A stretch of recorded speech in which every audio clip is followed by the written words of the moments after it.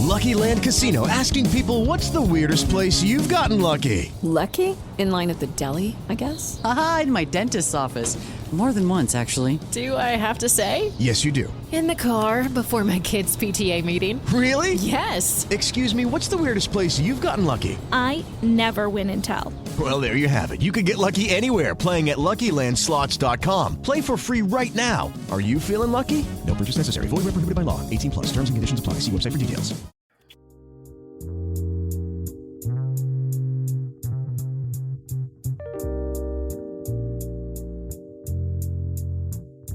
Hello, and welcome to the Proactive Caregiving Podcast. As a CPA with over 20 years as an industry accountant, Jessica stepped away from the corporate world to become a full-time caregiver for her mother.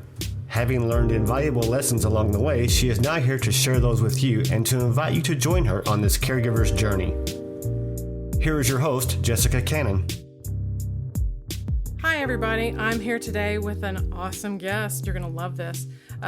His name is Bennie Moore, and Bennie is a certified personal trainer. This is something that I really think you're going to benefit from, because when we talk in terms of self-care, all kinds of things come to mind. And this is one of the areas that I want you to focus on when you hear the word self-care. Remember self, yourself. You need this care nutritionally and fitness-wise. So this is why today I wanted to focus in with Bennie a little bit more, because, and I'll let him go into the details shortly. I want you to hear this from the caregiver's perspective, and you can even hear this in regards to the care recipient, your loved one. So keep that in mind. And on that note, good afternoon, Bennie. Thanks for coming on. Hey, thank you for having me. Absolutely. So one of the things I thought was incredible about your program is that you seem to take the opposite start by starting with seniors rather than the young fit. How did you become inspired to take that route? Well, first of all, thank you. Well, when I was living in Austin, I used to work at a medical facility, and this particular facility catered to seniors and nothing but seniors.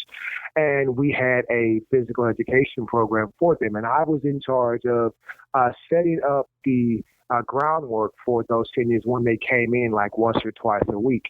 And some of these seniors were a bit deconditioned. Some of them were unable to walk, and some of them had very bad range of motion. They were just in pretty bad shape. So when I would see them, my heart would like spill over for them, and I would always think in my mind, I wish there was something that I could do to have helped them before they got to a place where they weren't able to operate on a functional level. And I remember being good friends with one of the receptionists at the facility, and I would tell her, man, I wish that I could help them before they got to this place. And she was the one that actually gave me the idea. She was like, you're like insane, right? And I'm like, what are you talking about? She said, well, don't you train every day?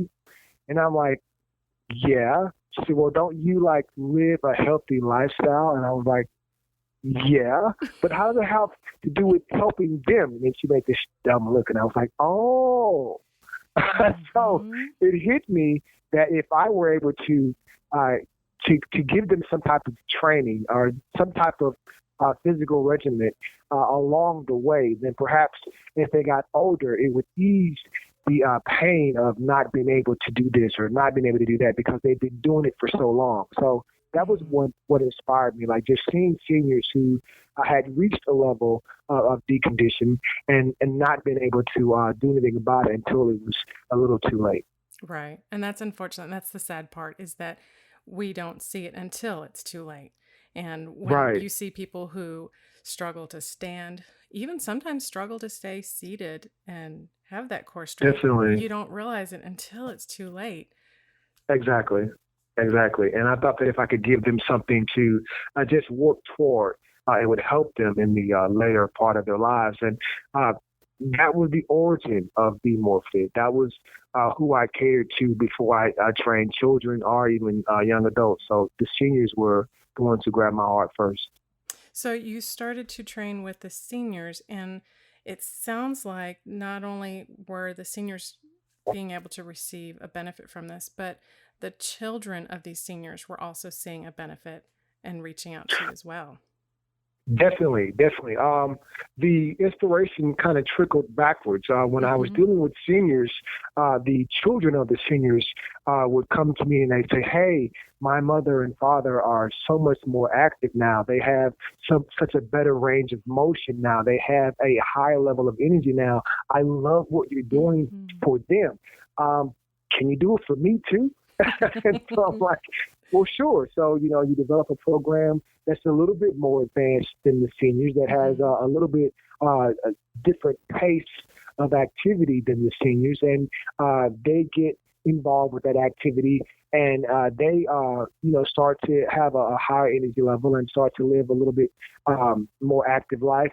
And the children of the parents see what's happening, and they want to get involved. So the children's story is a completely different side of it, but as far as the seniors were concerned, the children of those seniors saw it, and they wanted to be involved in it well. So slowly, the program started to expand, and reach different audiences. That's so awesome, because you go from the backwards approach, but it's just as strong and impactful going from the senior to the adult to the child. And that, to me, that's what begins that cultural shift, teaching our children. Definitely. I used to always tell people that I train the 3 stages of life, whether it be infant to young adult to senior. And in this case, it was just backwards, but we were still able to reach the 3 stages of life. Well, things happen for a reason. It was perfect that you started out in the facility to get that perspective and work with the rest. So how long have you been in this fitness industry overall? Wow, that's a great question. So time flies, doesn't it? When I moved to Austin, it was like 07, 08 of 2000. And I want to say that the first facility that I began to train at was around, I'm going to say 2010, 2009, somewhere in there, up into 2020. Right before the pandemic started, I was still teaching seniors. So for about 10 to 12 years. Wow. Yeah, that's about it. That's a long enough time period for you to understand. And you and your own physique is definitely, you're living by example. You're showing people, definitely. You put effort in, you're going to get this, maybe not exact same results that you have, but you put the effort in. And I definitely like the mentality as if to go against garbage in, garbage out. So you change it up. Exactly. You put in what you want to get out of it. So yeah, I tell them all the time, I would never ask you to do anything I'm not willing to do myself. So Yeah. And that's, a little bit of encouragement goes a long way. And when you see someone else doing it, and especially when you make the attempt to do it and then you start feeling the results, you're like, okay, yeah, I can do this. I can push myself a little bit more and a little bit more. And before you know it, you're in this new lifestyle regimen. Exactly. It's just that easy. And it is. And even so, when we think about our seniors and they get to the point where maybe they did some of these things earlier in life and they just gradually, their life changed. Retirement maybe wasn't what they expected it to, or maybe they had some sort of illness that created more of a sedentary life. And I know one of the programs that you actually have is called Sit and Fit. How does that work for the seniors? Well, I wanted to have a different approach to seniors, and I wanted to let them know that just because you see the guys with the heavy weights and everyone jumping around and people like moving at fast pace, that's their level of fitness. I said, but you could also have your level of fitness. And so I didn't want anyone to shy away for fear of not being able to keep up or not being able to just perform the duties. So what I did was I said, well, we'll do everything seated. And we try and get a nice tempo going to where it's just like a nice little march. You go 1, 2, 1, 2, left, right, left, right. And I get them to move in their lower body. And then in the process, I add some bicep curls while they're doing the lower body exercises simultaneously. And then we may add some shoulder presses or even some shoulder lifts. So your whole body is moving while you're doing these exercises. And you do that for a period of like 60 seconds or even 120 seconds. And you're like, whoa, okay, now I can feel my heart rate increase. And that's what I want to get over to the seniors, that the increasing of the heart rate and the rushing of the blood is what helps us along our way. So I wanted to develop something that I thought would be stimulating, but not so overwhelming to the seniors where they would shy away from it. So everything that we do seated, and we just called it Sit and Fit. That's awesome, because that's one of the concepts that it was for me, as my mother was home with me. It was really hard to encourage her and help her do some sort of form of exercise because she was so sedentary that just standing up was an effort, was a complete effort. And then once she stood up, that circulation was just so poor that she would get dizzy right away. And it was, that little bit of difference of the moving the arms and the legs and getting some circulation going, you don't realize how much of a difference it makes until you start saying, I'm feeling better. There's some more color to their skin. Exactly. The blood is flowing the way it should. Exactly. I mean, it gives you the same type of stimulation as maybe a stand-up aerobic class, and even the same stimulation of lifting weights. What you're doing is just increasing your heart rate, and you're becoming very mobile. And to be completely honest, that's all fitness is. So when you give them something that they feel they can do and they can perfect and become better at, they become encouraged, and then they tell like-minded seniors around them, hey, this is what I'm doing. This is why my levels of energy have increased. Why don't you come out and join us? And so it got to a point where there was 50 or 60 seniors at one point in time in one room. And it develops a level of camaraderie. One of the things that has also been an inspiration to me when working with seniors is that there's a scene from Rocky, and I can't remember which one. I want to say it's part. Okay, we've had a lot of Rockies, but just choose one. This is the one with Mickey, and Mickey's having a deep conversation with Rocky, and Mickey, and this is definitely a paraphrase, he's basically saying that the body is smarter than we think. When you feel that you're unwanted, when you're unneeded, or that you can't push forward, the body itself starts to slow down and say, well, why am I even existing? Why am I even going forward? Because I don't have a reason. But when you give a person hope, when you give them courage, when you give them strength, then that reason increases, that love for tomorrow increases, therefore increasing the longevity of their own livelihood. So that was one of the things that really inspired me about working with seniors, because the simple fact of them looking forward to that day. Oh, Bennie's going to be here. Oh, we're going to do Sit and Fit. And they would go to the residents and they say, hey, are you going to be ready for Sit and Fit? And it would be like a big deal. Right. And it may not seem like much to someone who has the executive spot at the top of the ladder or whatever. But for someone who is, who may have even lost hope, it gives them hope. And so I couldn't cancel on them. I could be like, oh my God, I'm so tired. I've done so much, but I could not cancel on them because I knew that it was important to them. So that was definitely one of the inspiring parts, just inspiring them. Well, it sounds like you became a lifeline for them. And this form of exercise. And likewise. Yeah. Vice versa. Exactly. And that's the thing is we feed into each other, and it's, it replaces, maybe the biggest thing they had to look forward to might have been bingo that day, but now they're looking forward to a little bit of exertion, because, one of the things that I think people forget is, yes, we do the exercise for managing our weight, but part of that exercise, when you talk about how they have hope and they have a purpose all of a sudden, it's that exercise in itself releases those endorphins. And definitely. And you don't realize, and it's not just the blood circulation, it's a combination of all of this happening, and you feel good, and then you want to continue to feel good, and you want to keep this kind of positive life high going. Exactly.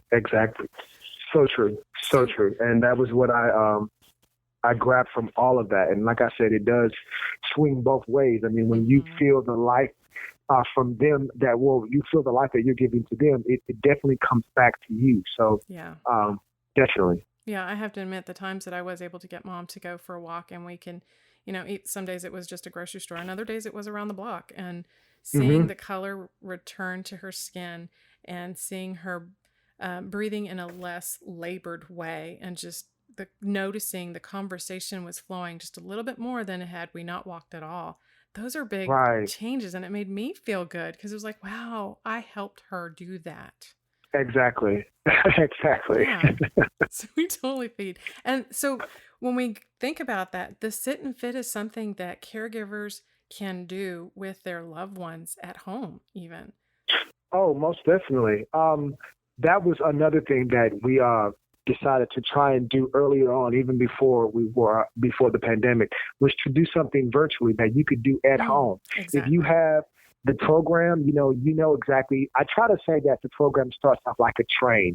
When a locomotive goes, it starts off slow, and all of a sudden it's at top speed, but it doesn't start off at top speed. So we start off with something very, very simple, like marching in place or marching while you're seated. And for those that are a little bit more advanced, you can either grab 2 water bottles or 2 2-pound weights, whatever your fitness level is, and you just find a cadence. You find a tempo, and once you get that tempo, then you add in different activities. So the first part of it was to march in place, and we will march in place for just forget 30, 40 seconds. And once we're marching in place, we add the arms to the same movement as the right and left of your legs. So now we have all of our body parts moving, and then we'll maybe speed up the pace. So it may go from 1, 2, 1, 2, 2, 1, 2, 1, 2. You speed up the pace, and each time that we complete a set, the next set would become a little bit more faster. And it's all determined by the activity level of the seniors, of course.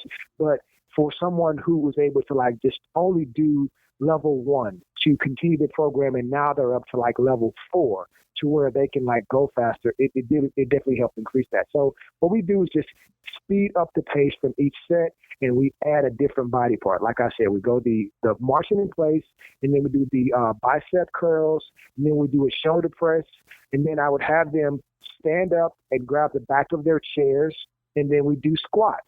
So it would work the whole body, and once they got to a point where it was, like I said, they get stronger, they're able to do it with less fatigue. All fitness really is, if you look at it, is doing a series of activities and recovering from it. That determines your fitness level. Yeah. So once they got to a point where they're like, oh, I can do this for 30 minutes and not feel like I'm not going to make it tomorrow, they got stronger. So yeah, it all starts out with tempo. That's the most important part of any physical program. Yeah, and unfortunately, it does take that someone helping and leading them, because I know myself, I personally jump in, I'll have one day of slow tempo and I feel really good, and the next day I go a little too much, a little too fast. Right. So exactly, I need an extra repair day. Exactly.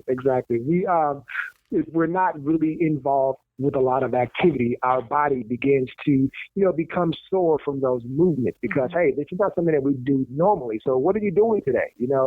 And the more you do the activity, the body adjusts. I like to tell people all the time, your body adjusts to your level of activity. So if you have become a couch potato, your body has perfected those moves. It knows exactly where the divot is in the couch. It knows exactly how to, lean back and find your comfort zone. But if you're moving, if your body's in motion, it tends to want to stay in motion. So exactly. I urge everyone, if it's just a walk around the block on a day-to-day basis, do something with your body. Yes, definitely. Keep it moving, keep it in motion.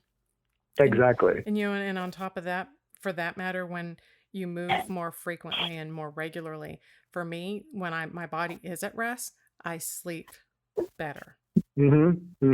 Exactly. Because you pushed it to a level of fatigue.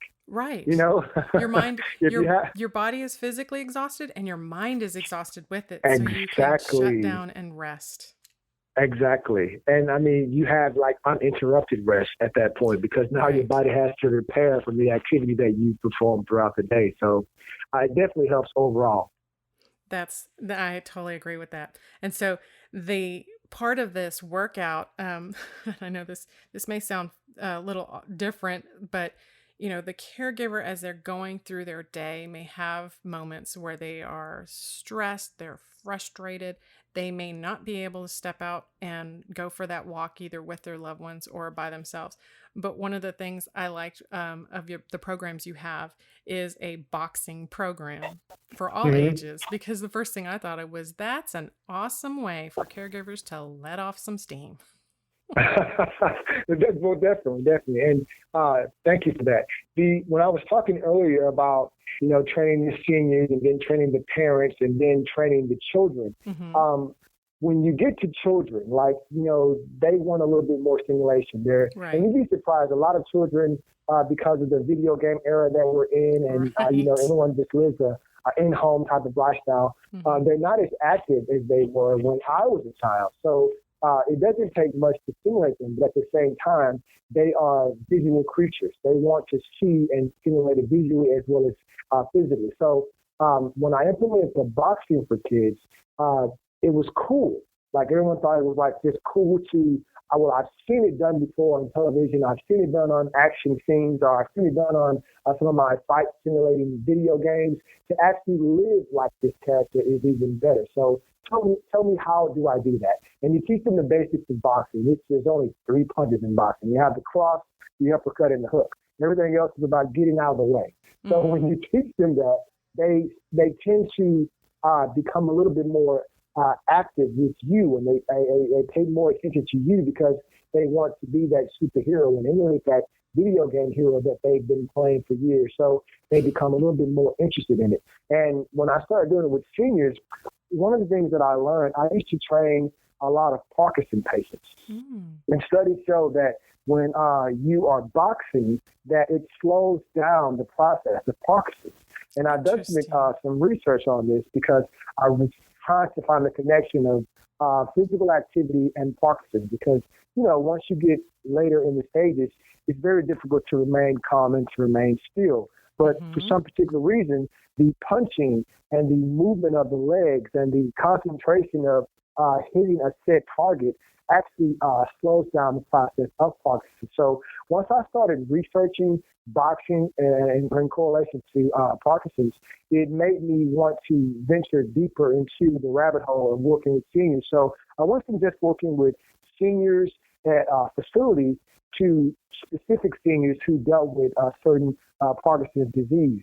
And when I tell you that it honestly works, because of that punching, because of that movement, because of them focusing on a target and hitting that target, it helps slow down the process. I wish I could say that it cures it, but it doesn't. It really just slows the process down. But so boxing is like all around the board. It helps stimulate the children, the young adults, or the adults were enjoying it because it's a different activity other than like having weight-bearing exercises. Some people just don't like weights in general, but they want to be in shape. Right. Boxing does that for you because it's a total exercise. I tell people all the time, you can play football, you can play baseball, you can even play basketball. You don't play boxing. Right. So it's more one of those things that it's so adventurous. It's so uncalculated. It's not expected. You just have to really go into the flow and you have to feel it. So seniors, adults, and children were loving that because of those 3 things. That's awesome. I love that because I'm not one, I've tried several times and I know my limitations now. Every time I add weights into my routine or I get too much weight into my routines, talk about an extra repair day, talk about sometimes an extra week of repair because the weights don't do it. But like you said, I want to be fit and tone and just be able to maintain muscle tone. Definitely. Before there were even weights anywhere in the world, people use their body. We got push-ups, we got set-ups, we have squats. All this is just body weight. And that's all boxing is. It's your body. It's moving your body. It's being on your toes. It's moving your legs around. It's ducking to squat. It's extending your arms to punch. It's exerting force through that contact. It's a full body workout, and it's definitely something that I recommend to someone who may have, issues with weights. It's still stimulating. Definitely, because when you think about time, how much time do we have in our days, in our weeks? How do we incorporate something? And I try and find things that I can do in 30-minute increments or 45-minute increments, just so I'm not spending 2 hours in a gym or 2 hours outdoors somewhere. Yeah, sometimes I would like to go to the pool and do some laps for an hour and a half or more, but the small increment, those little bursts of energy, because exactly that's what helps. And then you take that energy into your day and you're able to function more. Definitely. Oh, most definitely. And like you said, those increments are what really, that's all boxing is. Like a heavyweight bout lasts 3 minutes. You know what I mean? Like one round is 3 minutes. You have 1 minute of recovery time. So if you're boxing for 30 minutes, that is an enormous exercise. You can listen to professional boxers that tell you 30 minutes of boxing is like 10 rounds.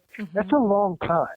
Wow. So it's definitely going to allow your body to adjust to your level of activity, increase your cardio and your strength, and definitely just be a overall better, you'll have a better performance level because of it.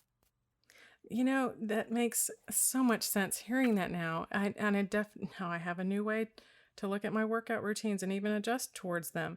And it also tells me too, a little bit more about you and your motto. I absolutely love your motto. I can see by doing this type of a workout, you definitely are going to feel stronger. You're going to feel more courageous. And so I love that your motto is be strong, be courageous, be more. But it's a perfect play on Be More for Bennie Moore. So how did that come to be? Because I feel like there's some sort of a personal story with that one. Well, when I first decided about the motto, I wanted to be something that would be inspiring and give you, whoever the person was reading it, like some idea of the person that I am. And so when I break down my name, B, I just start off with the first 2 letters.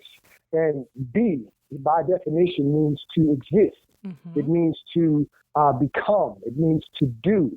And so when I say be strong, it means to exist strong, to live strong. When I say be courageous, it means to be honorable. It means to be honest. It means to be true. When I say be more, that's who I am, and that's who I would like to be perceived as, a person who's true, who's honest, who's going to fight when you can't fight, who will fight for you because you can't fight for yourself. I want it to be something that just rang through the halls. I know it may sound, kind of corny to anyone else, but not at all. I've always wanted to just be that person that could stand up for the person that could not be. And I wanted that person that felt like he could not be, that he could be, if only he believed in himself, if only he would just be. So when I say be strong, be courageous, be more, that all starts with a person inside of us that exists already, whether it be inspired by a grandfather or a father or a mother. Someone along your livelihood told you that you were an amazing person and that you have to believe in yourself, believe in yourself. So whenever I say that motto, I mean that from my spirit. I want people to understand that they can do all of these great things that they see other people do as long as they be strong, be courageous, be more. Absolutely. I sound like a commercial. No, it is very inspirational because I'm sure that's what happens when you have your seniors in the group. You grew to 50 or 60 in a group. I'm sure Definitely. That's what happens. They see others doing it and they believe in that person doing it. They want to do it themselves. And then Exactly. as they are able to do it, they believe even more. Exactly. I can see it. Definitely. I can do it. I can become it. Exactly. And so you move that stereotype, you remove all of the things that hold us back. And, in some areas, the workout can be that emotional therapy when you work through that negativity. Easily. And that's why I was thinking that the boxing is not just that intense workout, but if there is something emotionally, you're physically working your body, but you're also emotionally working your body. Definitely. Oh, most definitely. They are one in one, or one. They go hand in hand. Whenever you think about like the mind and the body, I tell people all the time that the body will quit well before the mind quits. So if you strengthen your mind, it helps strengthen your body. There's been times when I've been training or running or jogging or whatever, and my body's like, oh God, I cannot go one more step. But my mind says, no, let's finish this lap. Let's finish this particular boxing set. Let's finish this rep. Let's finish this set. My mind tells me that I can do it. My body is fatigued. My body is weather beaten. My body feels heavy, but my mind is what keeps me pushing. It's what keeps me pushing through the pain. When you're in a ring and you're boxing an individual who's trying to take the best of you away from you, your body is tired of throwing those punches. Your legs are tired of sliding across the floor. It's your mind that keeps you going. So they have to be in tune with one another, and they have to communicate with one another effectively. So if your mind says, yes, you can do this, your body starts to believe. Even if you're like dead tired, your body believes what your mind tells you. And if they're in sync with one another, then there's nothing that they can't do together. The problem comes when your mind and body aren't in sync. Yes. And what exercise does, it helps sync your body. Like, you have the syncing of phones. You plug them into one another and you give them time to communicate. That's the same thing with the mind and the body. The mind and the body have to sync with one another. And once they do, you push yourself beyond those limits, but it starts with your mind. I think that's what holds people back with their workout programs, and they look at it as less than what it can be or should be, and we get wrapped up, and I know I do sometimes. I get wrapped up into I need this now. I want the quick fix. I want the fast routine. I want to get ripped faster, and I end up doing more damage than I, if I just took my time with it and built up to it. But I think the disconnection, because I know I recently went through that, having that mind and body disconnect, and you get to a point where it's like everything feels like it's a mess. Everything's falling apart. Everything, it's all out of sync. How do I get it back into that in sync moment? Exactly. Just by trying to do series of activities where I tell my clients all the time, oh, Benny, I've had a bad day today. The boss is on me. I have so many projects that are past due. And I say, for this hour that we're together, think of nothing but the workout itself. And when you're able to separate your day-to-day for just a little bit, it gives you that, it helps alleviate some of the stress. If you take that with you and all you think about is those missed deadlines or those upcoming deadlines that you're not prepared for, this presentation that you haven't even began the spreadsheet on, if you can separate your day-to-day for just a little bit and focus on the syncing of your mind and body, it makes those deadlines not seem that bad. It makes that presentation seem less difficult because now you can breathe. Now you can look at yourself and look at the situation a little differently because you stepped away from it. Now you're ready. Right. So exercise does that. Yeah. I'm believing it more and more day by day as I get into more of a program because you are more productive. Oh, most definitely. You're more productive. You're healthier and you're feeling better. You're not just surviving the day. You're actually living through the day. You're getting energy. You're enjoying the day, and that pep in the step it just happens. It just comes exactly. Out, Exactly. So as people are, I'm sure once they get through this conversation with us, I hope at this point I want to remind them that self-care, this type of exercise and this type of approach of keeping in mind, being strong, being courageous, that is part of our self-care. And this is how we approach it. And this is how we can make a difference in our own lives. Definitely. So as they go through this, Benny, how are they going to find Bennie Moore and his Be More Fit program? Where do we find you? That's a great question. The direction of the program has changed a bit because of, I don't know if you heard about it, but there's like this pandemic out there right now. So I've actually taken the website down as of recently and tried to add some more different types of things that can stimulate the body with the virtual training, with the virtual boxing. So I normally can be found at the website, but until I get that back up, you definitely can reach me at my email address, and that's bennie.moore@bmorefit.com. And this is a mouthful, so I'm going to just try to give it to you the best way I can. It's Bennie, BENNIE .MOORE at B as in boy, E as in Edward, MOOREFIT.com. I'm working on a condensed way of saying that, but that's right now. That's where we are. BMoreFit.com, Bennie at BMoreFit.com.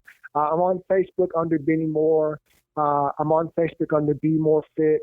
And if anyone has any questions about just trying to, get started or wondering what type of activity they should be involved in based on their level, then I definitely can help. I have education through the National Academy of Sports Medicine. I've been doing this for a very long period of time.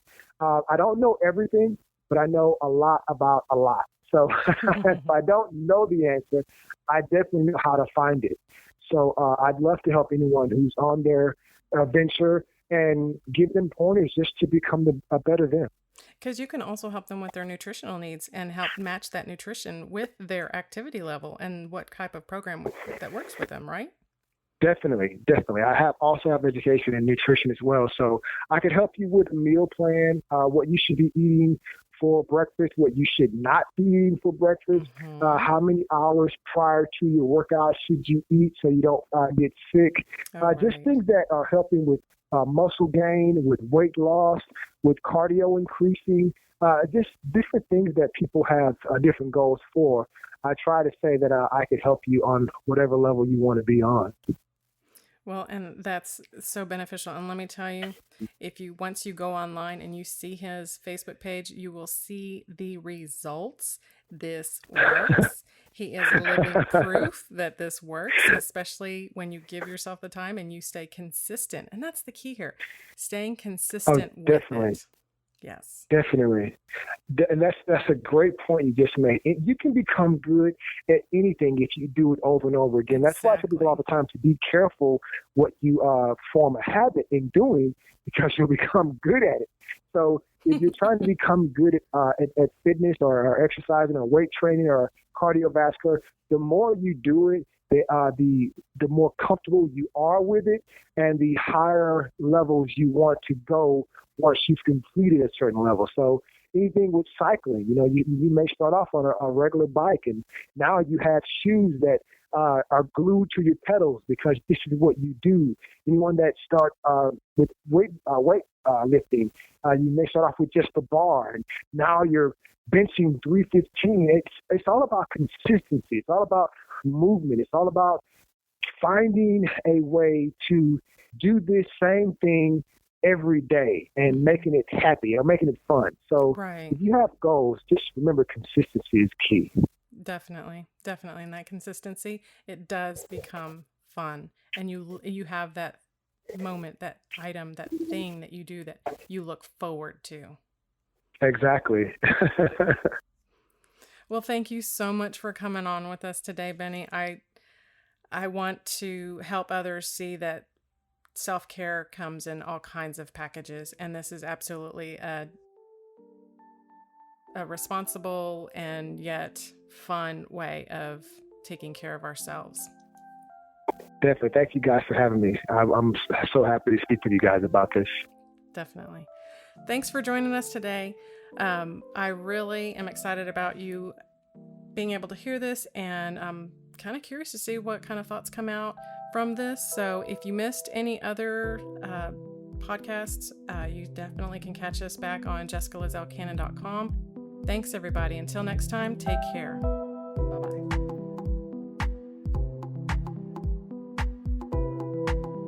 Thank you for joining us today. We really hope you've enjoyed this episode. To learn more about proactive caregiving and to hear other episodes of this podcast, please visit www.jessicalizellcannon.com. This podcast is produced by Canon Light Media, LLC, www.canonlightmedia.com. Music provided by Chris Paradise.